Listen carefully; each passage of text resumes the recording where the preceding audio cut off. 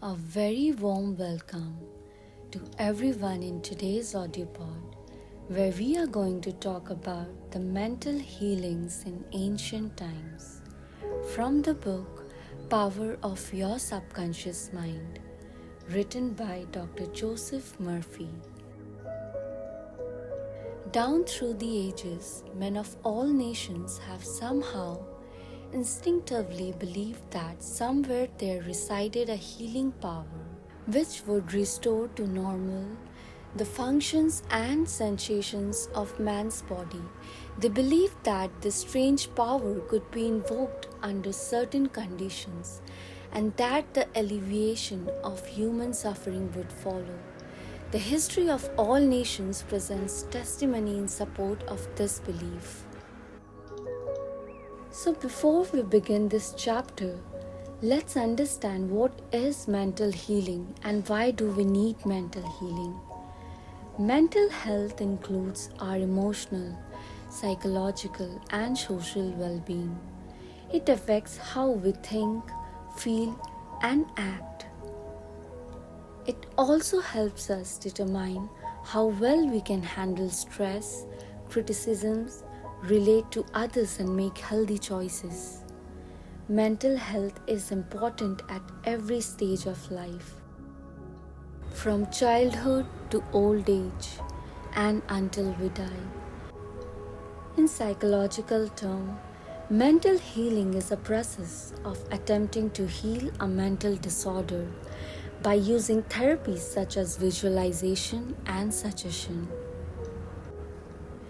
Mentally being affected by some thoughts, stress or trauma, whereas mental illness is something to deal with physically, where we do need medicines along with prayers. But when someone is suffering through emotional imbalance, low thoughts, or feeling blue all day, self-healing can be practiced to give your mind a peaceful start. You may start by taking others' help too. In the early history of the world, the power of secretly influencing men for good or evil, including the healing of the sick, was said to be possessed by the priests and holy men of all nations. Healing of the sick was supposed to be a power derived directly by them from God, and the procedures and processes of healing varied throughout the world. The healing processes took the form of supplications to God, attended by various ceremonies such as laying on of hands, incantations, the application of amulets, talismans, rings, relics, and images. For example, in the religions of antiquity, priests in the ancient temples gave drugs to the patient and practiced hypnotic suggestions prior to the patient's sleep, telling him that the gods would visit him in his sleep and heal him. Many healings followed. Obviously, all this was the work of potent suggestions to the subconscious mind. After the performance of certain mysterious rites, the devotees of Hecate would see the goddess during sleep, provided that before going to sleep they had prayed to her according to weird and fantastic instructions. For the ones who doesn't know Hecate, Hecate was the chief goddess presiding over magic and spells in ancient Greek religion and mythology. In all ages, unofficial healers have obtained remarkable results in cases where authorized medical skill has failed. This gives cause for thought. How do these healers in all parts of the world affect their cures? The answer to all these healings is due to the blind belief of the sick person, which relieves the healing power resident in his subconscious mind. Many of the remedies and methods employed were rather strange and fantastic, which feared the imagination of the patients, causing an aroused emotional state. This state of mind facilitated the suggestion of health and was accepted both by the conscious and subconscious mind of the sick. We will be talking more about this in the next chapter.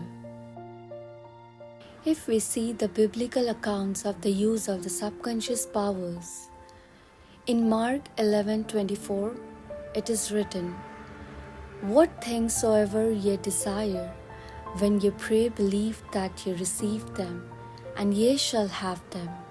Listen to it one more time. What things soever ye desire, when ye pray, believe that ye receive them, and ye shall have them. Note the difference in tenses. The inspired writers tell us to believe and accept as true the fact that our desire has already been accomplished and fulfilled. This it is already completed, and that is realization will follow as a thing in the future. The success of this technique depends on the confident conviction that the thought, the idea, the picture is already a fact in mind. In order for anything to have substance in the realm of mind, it must be thought of as actually existing there. Here is a few cryptic words in a concise and specific direction for making use of the creative power of thoughts. By impressing upon the subconscious the particular thing which you desire, your thought, idea, plan, or purpose is as real on its own plane as your hand or your heart. In following the biblical technique, you completely eliminate from your mind all consideration of conditions, circumstances, or anything which might imply adverse contingencies. You are planting a seed, which is a concept in the mind, which, if you leave it undisturbed, will infallibly germinate into external fruition. The prime condition which Jesus insisted upon was faith.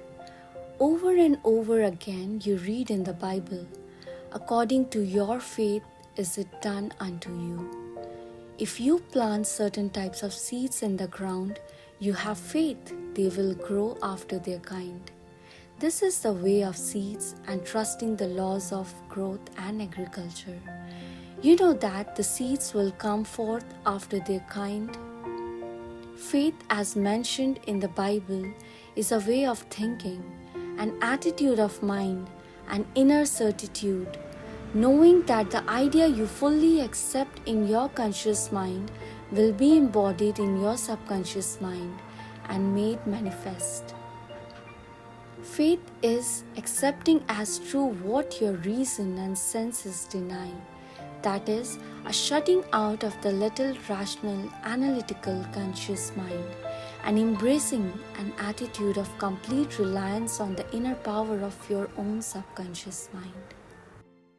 A classical instance of Bible technique is recorded in Matthew 9:28 to 30 verses.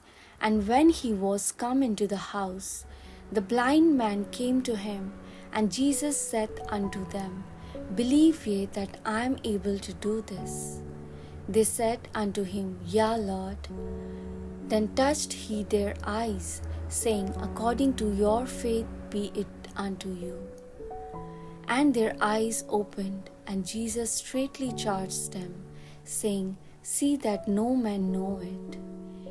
In the words, according to your faith be it unto you, you can see that Jesus was actually appealing to the cooperation of the subconscious mind of the blind man. Their faith was their great expectancy, their inner feeling, their inner conviction that something miraculous would happen, and that their prayer would be answered, and it was. This is the time-honored technique of healing, utilized alike by all healing groups throughout the world, regardless of religious affiliation. In the words, see that no man know it, Jesus enjoins the newly healed patients not to discuss their healing because they might be subjected to the skeptical and derogatory criticisms of the unbelieving. This might tend to undo the benefits they had received at the hand of Jesus by depositing thoughts of fear, doubt, and anxiety in the subconscious mind. You must have heard of the miracles at various shrines throughout the world. It is an established fact that cures have taken place at various shrines throughout the world, such as in Japan, India, Europe, and America. The author says he has visited several of the famous shrines in Japan. At the world-famous shrine called Diabutsu is a gigantic divinity of bronze, where Buddha is seated with folded hands and the head is inclined in an attitude of profound contemplative ecstasy. It is 42 feet in height and is called the Great Buddha. Here I saw a young and old making offerings at its feet. Money, fruit, rice, and oranges were offered. Candles were lit, incense was burned, and prayers of petition recited. The guide explained the chant of a young girl as she murmured a prayer, bowed low, and placed 2 oranges as an offering. She also lit a candle. He said she had lost her voice and it was restored at the shrine. She was thanking Buddha for restoring her voice. She had the simple faith that Buddha would give her back her singing voice if she followed a certain ritual, fasted, and made certain offerings. All this helped to kindle faith and expectancy, resulting in a conditioning of her mind to the point of belief. Her subconscious mind responded to her belief. It is a well-known fact that all of the various schools of healing effect cures of the most wonderful character. The most obvious conclusion which strikes your mind is that there must be some underlying principle which is common to them all. That is the subconscious mind. And the one process of healing is faith. It will now be in order to recall to your mind once more the following fundamental truths. First, that you possess mental functions which have been distinguished by designating one the conscious mind and the other the subconscious mind. Second, your subconscious mind is constantly amenable to the power of suggestion. Furthermore, your subconscious mind has complete control of the functions, conditions, and sensations of your body. Philippus Paracelsus, a famous Swiss alchemist and physician who lived from 1493 to 1541, was a great healer in his day. He stated what is now an obvious scientific fact when he uttered these words: whether the object of your faith be real or false, you will be nevertheless obtain the same effects.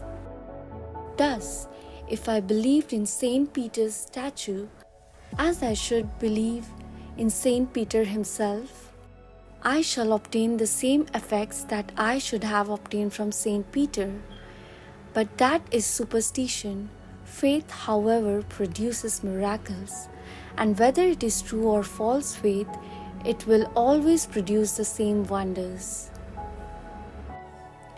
He also mentions, we can easily conceive the marvelous effects which confidence and imagination can produce, particularly when both qualities are reciprocated between the subjects and person who influences them. The cures attributed to the influence of certain relics are the effect of their imagination and confidence. Then, if you believe in the bones of saints to heal, or if you believe in the healing power of certain waters, you will get results because of the powerful suggestion given to your subconscious mind.